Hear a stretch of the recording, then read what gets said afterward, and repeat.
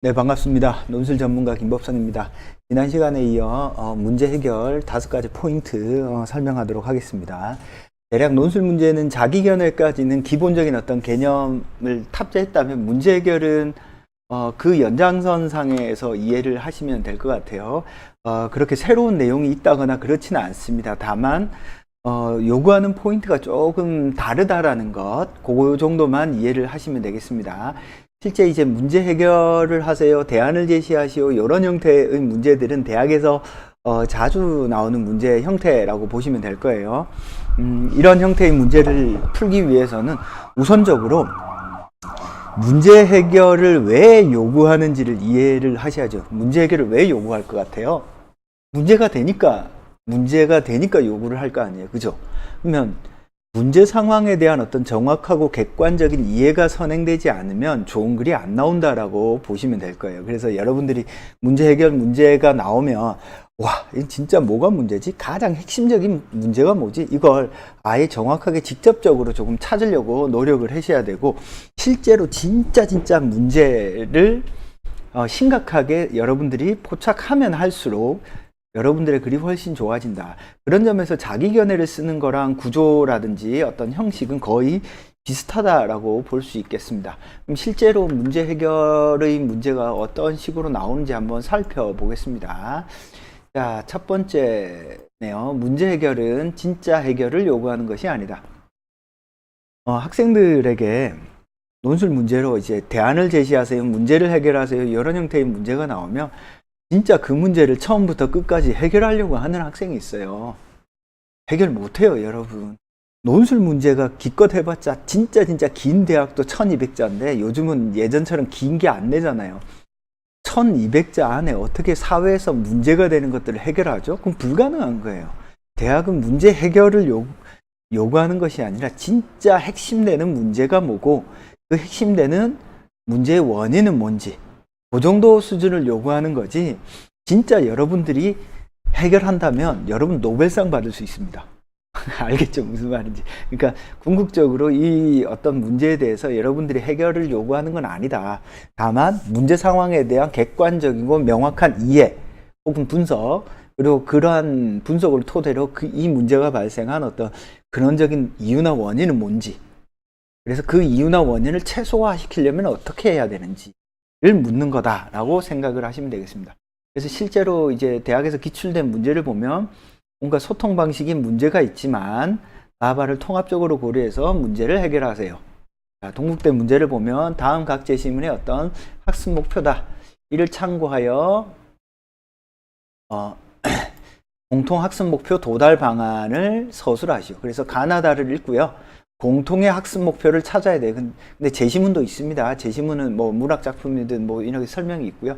가나다에 보면 공통적인 게 다 나와요. 뭔가 공동체라는 뭐 이런 사회 이런 게 공통적인 어떤 공통점이거든요. 공통 학습 목표가 무엇이고 공통 학습 목표에 도달하기 위해서는 어떻게 해야 된다. 자, 요구하는 건 많죠. 근데 600에서 690자입니다. 대학이 의도하는 답이 딱 정해져 있을 가능성이 있습니다.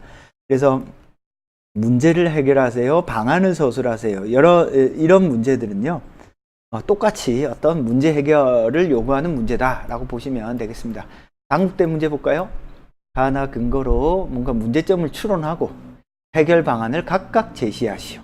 마찬가지로 600자인데 제시문이 가나다라, 뭔가 많죠. 이것도 답이 거의 정해져 있습니다. 그래서 문제 해결을 요구하는 문제가 어떤 정확하게 여러분들이 진짜로 해결하는 게 아니라 제시문의 해결 방안까지 다 나와 있는 경우가 아주 많습니다. 그러니까 제시문을 얼마나 정확히 독해해서 문제의 원인을 파악하고 그 원인을 제거하고 없애기 위해서 어떤 노력, 시도, 실천들을 해야 되는지를 구체적으로 이야기하면 어떤 좋은 글이 됩니다. 자, 가나에서 설명하고 있는 실험 유행 차이를 설명하고 표 1, 2를 활용해서 어떤 유형의 실험이 초래될 것인지 설명한 다음에 예상되는 문제점과 해결 방안을 논술하시오. 그러니까 문제점, 해결 방안 짝이죠, 그죠? 짝이 논리적인 어떤 쌍이 되는 말입니다, 그죠? 자, 카톨릭대 문제도 한번 볼게요. 화자가 드러내고자 하는 문제점을 밝히고 가라말을 활용해서 그에 대한 해결 방안을 기술하시고, 그래서 해결 방안을 쓰라고 할 때 밑도 끝도 없이 진짜 쓰길 요구하는 대학은 아무 데도 없다. 거의 대부분 대학들이 해결할 수 있는 방안, 그 길을 거의 대부분 대학들이 제시해주고 있습니다. 그러니까 너무 어렵게 생각할 필요는 없다. 거의 모든 해결 방안은 어디에 있다고요? 게시문에 있고, 여러분들은 그것에 한 발만 더 나가면 된다. 결국에는 해결 방안을 요구하는 문제는요, 제일 중요한 게, 와, 이게 진짜 심각한 문제구나. 대학이 시험으로 학생들에게 이제 고민하게 시키는 거잖아요. 문제가 안 되는 걸 내겠어요? 문제가 되니까 낼 거 아니에요. 그러면 왜 문제가 되는지, 그 문제가 얼마나 심각한지를 여러분들이 조금 잘 구체적으로 잡아주시고, 그런 심각한 문제가 발생되는 원인은 어마어마하게 많을 거예요. 그죠? 여러분들이 지금 제 강의를 듣고 있는데, 제 강의를 듣는 이유나 원인은 여러 가지일 거 아니에요. 인터넷 치다 보니까 논술 강의가 나와서, 이 선생님이 유명하다고 해서 한번 찾아보니까, 아니면 어떤 사람이, 내 친구가, 아니면 어떤 선생님이 추천을 통해서, 여러분들이 지금 수업을 듣고 있는 이유나 원인은 아주 다양할 겁니다. 그 중에서 어때요? 가장 근원적이고 근본적인 원인이 있겠죠. 어떠한 문제가 발생할 때는 그 문제가 발생한 가장 근원적인 원인이 있습니다. 그 근원적인 원인을 찾아주길 요구하는 게 대학에서 요구하는 어떤 문제 해결, 문제의 어떤 의도다. 대안을 제시하시오. 대안을 제시하려면 그 문제가 발생한 가장 근원적인 원인을 찾아야 됩니다. 그래서 해결 방안이나 대안을 제시하는 문제는요, 문제의 심각성과 그 원인을 묻는 문제다라고 생각을 하셔야 되겠습니다. 알겠죠? 그래서 어떤 순서로 여러분들이 생각을 하면 되냐면, 자기견해를 푸는 순서랑 거의 비슷합니다. 문제 상황을 심각하고 구체적이고 객관적으로 파악하는 것이 아주 중요합니다.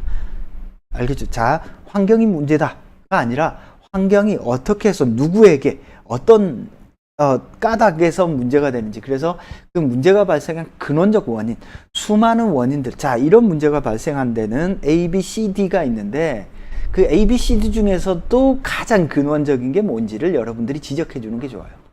그 원인을 제거하거나 제거하지 못한다면 최소화를 해야죠. 자, 문제 해결형 문제가요, 의외로 어떤 대학에서 자주 나오냐면 성대 이런 데서 자주 나와요. 성대 3번 문제가 이런 형태의 문제인데 어려워요. 왜 어렵냐면, 대부분 학생들이 문제를 해결하세요 하면 어떻게 가냐면 상투적으로 흘려요. 상투적으로. 자, 예를 들어서 환경의 문제다. 어떻게 하면 되죠? 환경을 오염시키지 않으면 되죠. 그죠? 왜 그러면 사람들이 환경을 오염시키지? 인간의 이기심이 문제다. 이기적이지 않은 사람이 있어요, 세상에?